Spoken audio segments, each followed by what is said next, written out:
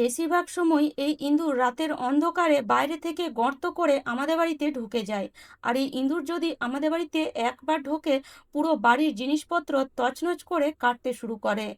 ভালো ভালো বই, খাতা, কাপড়, জামা, ইলেকট্রিকের তার, কেবিলের তার, কোনো জিনিসই তারা কিন্তু বাদ দেয় না কাটার জন্য। আর এই কাটতে কাটতে তারা খাবার খুঁজতে লাগে। আর যদি বাড়িতে চালের বস্তা, গমের বস্তা থাকে তাহলে তো কোনো ব্যাপারই নয়।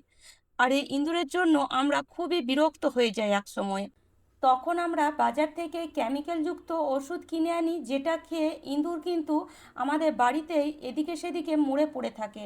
তার তো একটা বিশাল দুর্গন্ধ, সেটাও কিন্তু আমাদের শরীরে বিশাল ক্ষতিকারক। তাই আজ আমি আপনাদের জন্য নিয়ে এসেছি এই ইঁদুর তাড়ানোর একদম সহজ ও ঘরোয়া পদ্ধতি। এই পদ্ধতি যদি আপনি আজকে ইউজ করেছেন, বিশ্বাস করুন আপনার বাড়িতে একটাও ইঁদুর মরবে না। কিন্তু 100% গ্যারেন্টি আপনার বাড়ি ছেড়ে সব ইঁদুর পালিয়ে যাবে। তো একবার হলেও টিপসটি পুরোটা দেখে অবশ্যই একবার হলেও ফলো করুন। টিপসটি ফলো করে দেখবেন আপনার বাড়িতে যে ইঁদুরগুলো সব সময় এদিকে সেদিকে জিনিসপত্র কেটে কুটে তছনছ করে দিত, সেই ইঁদুর আর আপনার বাড়িতে প্রবেশই করছে না। তো টিপসটি পুরোটা অবশ্যই দেখবেন, না দেখলে কিন্তু কিছুই বুঝতে পারবেন না। তো দেখুন, এখানে আমি নিয়ে নিয়েছি একটা মিডিয়াম সাইজের আলু, যেটা সাধারণত একটু খারাপ ছিল। তো এই ধরনের আলু তো আমাদের বাড়িতে থাকেই, চলেই আসে বাজার থেকে এই ধরনের আলু, যেটা সাধারণত একটু একটু খারাপ বেরিয়েই যায়। তো সেই আলু আপনারা ফেলে না দিয়ে এইভাবে ছোট ছোট পিস করে প্রথমে কেটে নেন। তো এইভাবে আলুটাকে দেখুন ছোট পিস করে আমি কেটে নিয়েছি। এবার আমি নিয়ে নেব কিছুটা মেডিসিন। এই মেডিসিন আমাদের বাড়িতে থাকেই থাকে, কেননা সাধারণত যখন আমাদের শরীর খারাপ হয় আমরা কিন্তু বেশিরভাগ সময় সব মেডিসিন খাই না। ভালো হয়ে গেলে কিছুটা মেডিসিন খেয়ে কিছুটা রেখে দিই।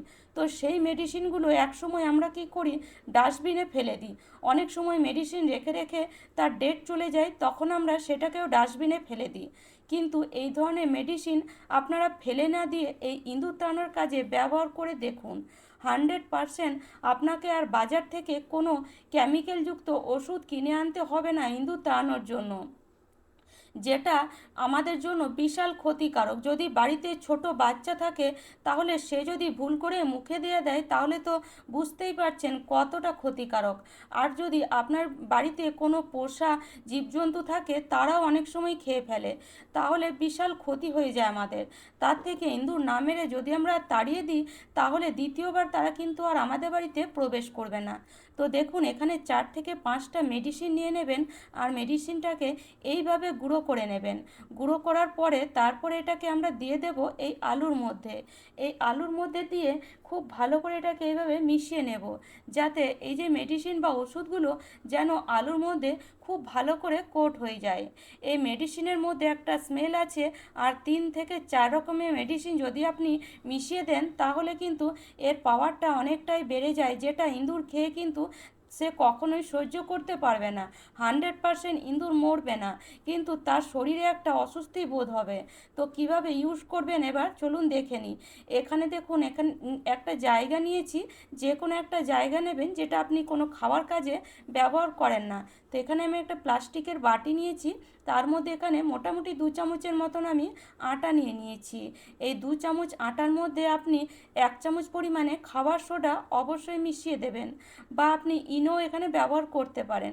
তো এখানে আমি খাওয়ার সোডা দিয়েছিলাম, আর সেটা স্কিপ হয়ে গেছে, মানে ভিডিওটা ওঠেনি, আমি বুঝতেই পারিনি। তো আপনারা কিন্তু অবশ্যই মেশাবেন, সেজন্য আমি আপনাদেরকে বলে দিচ্ছি।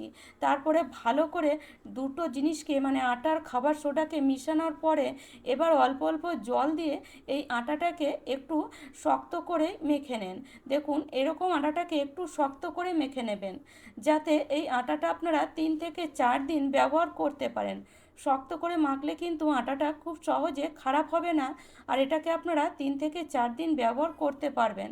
তো দেখুন, আটাটাকে আমি একটু শক্ত করে মেখে নিচ্ছি। এইভাবে আটাটা মাখলে কি হবে, ইঁদুর কিন্তু এই আটাটা অবশ্যই খেতে আসবে। আর এখানে যে আমরা আলু ব্যবহার করেছি, আলুও কিন্তু ইঁদুরের ফেভারিট। যদি বাড়িতে আলুর বস্তা থাকে আর বাড়িতে যদি ভুল করে ইঁদুর ঢুকে যায়, তাহলে দেখবেন যে আলু আমাদের মোটামুটি 15 থেকে 20 দিন মানে চালানোর জন্য আমরা তুলে রেখেছিলাম, সেই আলু দেখবেন 10 দিনেই শেষ হয়ে যাবে। কেননা ইঁদুর কোন দিকে কোন আলু নিয়ে চলে যায় আপনি বুঝতেই পারবেন না। দেখবেন ফ্রিজের তলা থেকে বা আলমারির তলা থেকে আলু বার হচ্ছে, খাটের তলা থেকে আলু বার হচ্ছে। তাহলে ইঁদুর কিন্তু পুরো আলুটা খায় না, তবে আলুর কিছু অংশ তারা খায় আর এদিকে সেদিকে নিয়ে গিয়ে ফেলে দেয়। তো সেই জন্য এখানে আমি আলু ব্যবহার করেছি। তো দেখুন আটাটাকে এরকম ছোট্ট ছোট্ট লেচি বানিয়ে নিতে হবে আটার, আর তার উপরে এইভাবে আটাটাকে একটু চওড়া করে আটার মধ্যে এই যে আলুটা আছে সেটাকে দিয়ে দিতে হবে। আলুও ইঁদুরের ফেভারিট আর এদিকে আটাও।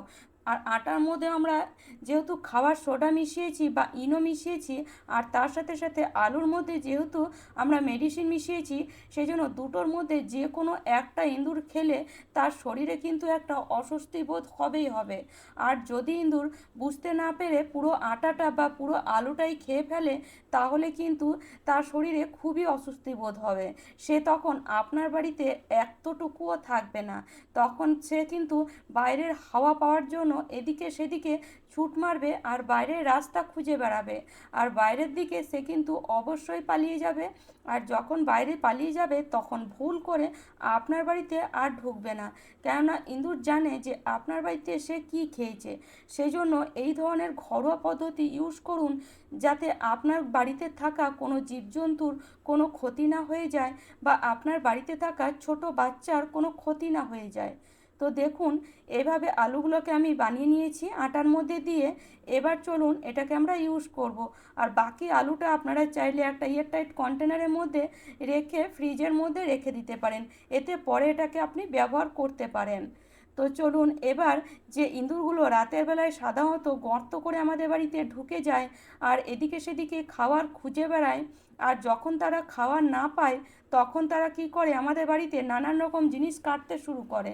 আর এরকম ডাস্টবিন থাকলে তো ইঁদুর সেই ডাস্টবিনের মধ্যে খাবার খুঁজে বেড়ায়। তো যখন আপনারা এই জিনিসটা ব্যবহার করবেন তখন অবশ্যই কিন্তু বাড়িঘর পরিষ্কার রাখবেন, কোনো নোংরা ডাস্টবিন কিন্তু বাড়িতে যেন না থাকে, বা ইঁদুরের খাবারের জন্য কোনো জিনিসই কিন্তু বাড়িতে না থাকে। যখনই বাড়িতে কোনো জিনিস বা কোনো খাবার ইঁদুর পাবে না, তখন কিন্তু সে এই খাবারগুলোই খেতে আসবে। দেখবেন একদিন না খেলেও 2 দিন থেকে 3 দিনের মধ্যে এই খাবারগুলি ইঁদুর খাবেই খাবে। আর যখন ইঁদুর এটাকে খাবে তখন কিন্তু সে বুঝতে পারবে সে কি খেলো।